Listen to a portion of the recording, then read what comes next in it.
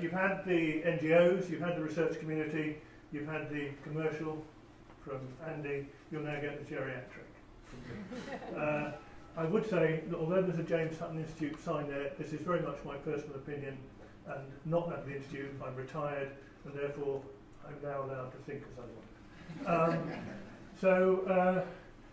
What I want to talk about is, in a sense, a certain critical perspective derived partly from this book, Policy Design for Democracy by Schneider and Ingram, that comes from me being a social scientist and comes, I think, from that recognition and suggestion that what we have had in ecosystem services is old wine in new pots. Would Andy be doing anything different if it wasn't for ecosystem services? I suspect he'd be doing much the same thing. So I want to try and look at how social scientists might look at ecosystem services, but actually look at it as a research question as well. And it's very much a personal narrative that I'm going to talk about. It comes from working with Ron on a VNN project where we looked at ecosystem services. It comes from chairing. I was at a meeting in Paris last week listening to the research proposals presented. A Biodiversity Face JPI joint funding call, and we funded 10 million euros to a number of projects looking at ecosystem services. It comes from doing a forestry project for the Forestry Commission on the WEAG 10 recommendation, which was integrating agriculture with forestry. That's a problem area in Scottish policy and practice. And it also comes from just having been, and still to a large degree being, an active researcher and publisher in relation to the land use strategy, uplands land use, renewable energy and climate change.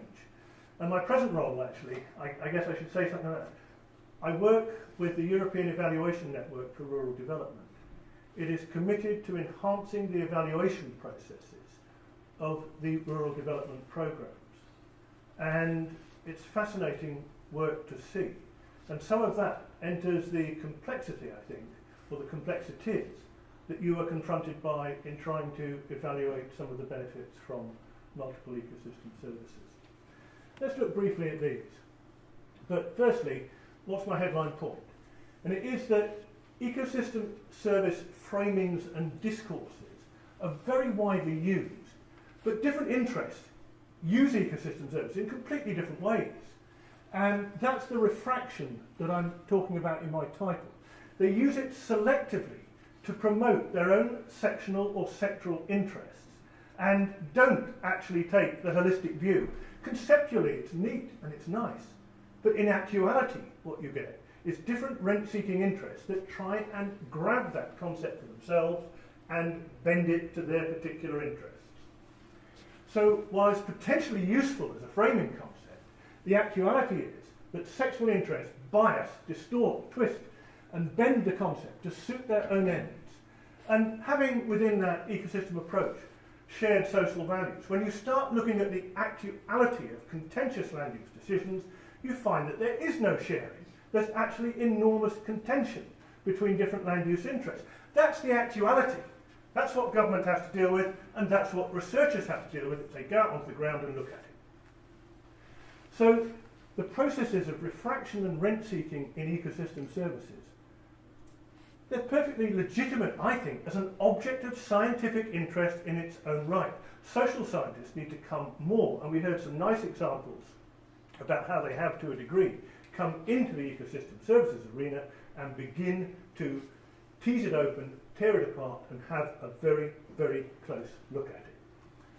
Now, we all know that basic picture, and it's about provisioning, regulating, cultural. But look at the number of connections on that. I have in my pocket here a Shetland black potato. Anybody grown Shetland black potato? It was a gift from my daughter. Well, this one wasn't, but its great-great-grandfather was. And I grow it in my garden, and I eat it. If anyone wants this one for seed, they're welcome to. But is it about basic material for a good life? Gardening is very healthy, and I do quite a lot of it. Or is it about a cultural ecosystem service, about agrobiodiversity, because it's quite a rare breed? Now, for one person it might be one of those, for another, another. So we've got all these enormously complex strands linking through in all sorts of ways to different people in different ways. Can we measure it all? Well, certainly at a European level, we'd say you can't. You look at the main benefits and you flag the others. So we've got a very complex structure to deal with. But if we look at what Ingram and Schneider say, this book, what they argue is that the pluralist model, the sort of rationalist model that has framed most of what we've been looking at today, taking this holistic view of all the ecosystem services that are there, the actuality of policy making defies that pluralist model. Pluralism doesn't work because sectional and stronger interests, and a word I haven't heard used once today, power, dictates access to policy. So instead of policy being regenerative, of actually delivering outcomes that we would all want, yes, at the margins we get some improvements here and some improvements there, it is captured by powerful interests and used to reward particular interests and marginalise or discriminate against other interests. And Schneider and Ingram argue that many, many examples of policy do exactly that. Think about LFAS. 40% of the RDP wasn't even up for discussion when the minister actually produced a discussion paper on it. Are there good or bad ecosystem services arising from it? Nobody could ask the question. So that's where we are. That's the reality. So is the public use of ecosystem services an example of regenerative or degenerative policy design? Now, back to my examples. Sorry, I'm not going to go through these. I've only got about 3 minutes left. These are quotes from Schneider and Ingram, but one thing that I would add here is that Schneider and Ingram claim and argue that science is often complicit in a negative way with degenerative policy designs. Scientists, beware. Yes, it's a neat concept. We all want to get into bed with the policymakers, and we all want a bit of funding, and we all want to satisfy the Scottish Government. So we do it. But are we doing it right? Or are we doing it in a way that pleases our masters? So we shouldn't be entirely comfortable with the role that science has come to play. Science is often drawn in with obfuscatory jargon in Schneider and Ingram's views to support particular viewpoints. Regenerative designs will achieve better balance and multiple values, and this sounds like ecosystem services. We need to ask whether it is, and I'm going to go on to some examples. The first case study I want very briefly to look at is in the Cairngorms. We had encounters with land managers regarding forestry. And it appeared when we spoke to people that there was good and bad biodiversity. Black galliforms, these are black grouse and capercaillie, are good, but corvids and cervids and most mustelids, with the exception of pine marten, are bad biodiversity because they threaten capercaillie. So they're bad. Native trees are good, non-native trees are bad, even if they sequester more carbon. Trees are bad if you're a farmer, grassland and wetland is good. And finches and buntings and waders are good biodiversity, but corvids and all raptors are bad biodiversity. And these are the kind of views that you get from people. Now, is that a kind of holistic notion of biodiversity, or is it a set of personal and sometimes policy-induced preferences that are using the lens of ecosystem services to make particular claims on how they want to use the resource? And I would claim it's probably more of the latter. And all of the stakeholders we dealt with there were comfortable with the ecosystem service idea, but they were using it in very different ways to support very different species. Snapshot number 2 is the panel that I chaired in France, and I heard, as I say, the promoting synergies and reducing trade-offs between food supply, biodiversity and ecosystem services. And at that meeting last week in Paris, I said, isn't food supply an ecosystem service? And again, if it's a refrain for today, you know, most of you are talking about ecosystem services as if it were only biodiversity. But it isn't. It's that whole suite of services that we should be looking at. And there are necessary, I would contend, trade-offs to be considered amongst them. The successful projects that we funded, often actually separated out biodiversity from other ecosystem services because the call kind of dictated it. So the way that science frames the problem creates the way of doing the science that answers the question. So we can explore synergies and try to reduce trade-offs, but I would argue that that exploration of trade-offs should be a much more central concern. Snapshot number 3 is the WEAG integration. I'll probably stop after this one and go to my conclusions. We did a literature review and we looked at case studies of good practice. And many countries in Northern and Central Europe have very integrated farming and forestry. Britain doesn't. Ireland doesn't either. And probably for path-dependent reasons. In other words, landlord rights to trees, which you rightly alluded to, Mike, a few moments ago. And most farmers, particularly anyone that comes from a tenant farming background, tends to have a very, very negative view of trees. They're shade, they harbour foxes, it's imbuggerance if you're a farmer, because the landlord can come and shoot over your land and shoot in the forest as well. So farmers hold very negative views, but only, I would argue, in 1 of 12 case studies that we conducted, did we get a sense of a farmer taking a very holistic view of forestry, the land resource, ecosystem services. In every other case, it was instrumental, renewable heat incentive, or it was wet bit of land that couldn't be done anything else with, that led farmers to plant trees. So you don't have holistic thinking if you're a farmer. You have a very one-eyed way of looking at the world, and it tends to cast trees in a very negative light. So, what can we draw from these limited observations? Unashamed rent-seeking or personal interest protection is rife, absolutely rife. And it's even among scientists, but also probably among governments and agencies too. There's no real desire among many people to get a holistic picture of the relations between provisioning services and other ecosystem services. Some are trying, some are dabbling, but it's marginal in terms of what is being done overall. And there's plenty of good science, I would argue, that explores some aspects of some ecosystem services rather well. I thought the Green Infrastructure Project was a really nice example of a good project, and I thought the CEH one also did much the same thing.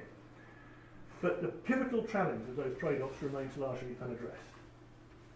So what can we conclude? We need to think much harder about policy analysis in relation to ecosystem services. We need a wider examination, I would argue, of the framing discourses that inform different interests' use of the ecosystem service approach. And we need a much closer exploration of the social construction of values and target populations that are being targeted by policy in different arenas of rural policy. And we saw that being touched on in some of the earlier presentations too. So, at the moment, I think we have insufficient clarity on the model of the policy process. Are we living in a rationalist world where rationalist policy is designed to improve things? Or are we, as Daniel, I think, openly admitted, subject to all sorts of political pressures in how we operate? I think we need to explore how the policy community engages with those rent-seeking interests in key areas of policy, where the money really matters in rural policy. And we need to explore how those concepts and those frameworks and those framing discourses, such as ecosystem services, are reworked and retouched to better represent one-eyed sectional interests, which happens all too often. And for me at least, Snyder and Ingram's work, and I'd recommend it to you, offers a very insightful way at the beginning of that journey. Thank you very much.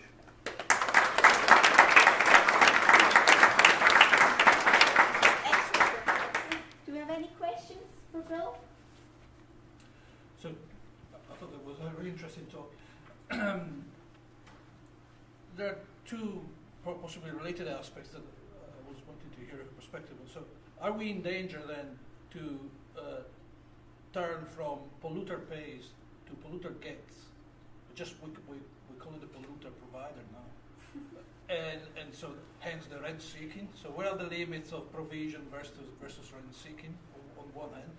And going to the power aspect, are our institutions that at least try to be plural, fit for actually incorporating that plurality, in this kind of polarized relationship between government and land management, landowner? Yeah. Just to clarify, I'm using the term rent seeking wherever government sits on pots of money and individual groups or segments are seeking drawdown of that money for their benefit. That's what I mean by rent seeking. Yeah. And I guess the farming community has been particularly effective at it. we think about just that LFA issue as an example. Wales has removed it completely. England's removed it completely. Wales has now got a very sophisticated, I want to see what else means that. oh sorry, less favoured areas policy has gone down Wales, which is very parallel to Scotland. And they've got a climate change, biodiversity and integrated environmental plan in its stead. Probably higher transaction costs, but better, I would say. Are rent-seeking interests able to capture policy? I think from the example I gave you, with less favoured areas policy capturing so much of the RDP, which after all is really the only significant source of funding for rural biodiversity. You know, so what you don't get, somebody else gets. Somebody else has bid harder for and succeeded. That's the reality. So power does count still in that rent seeking. Sorry, have I answered your question? Yes, I think so. But I was asking if you can see a way to make the institution more open to other sources of power. Well, if we had better information, and if government sought better information on something like how blunt I believe LFAS is, and I've published on it in Land Use Policy so you can read about it, how blunt it is as a policy instrument, it would be very, very hard to logically sustain it as a policy instrument. The trouble is, it's easy money for farmers and they like it. And therefore, they're a very powerful lobby and they can influence outcomes to their benefit.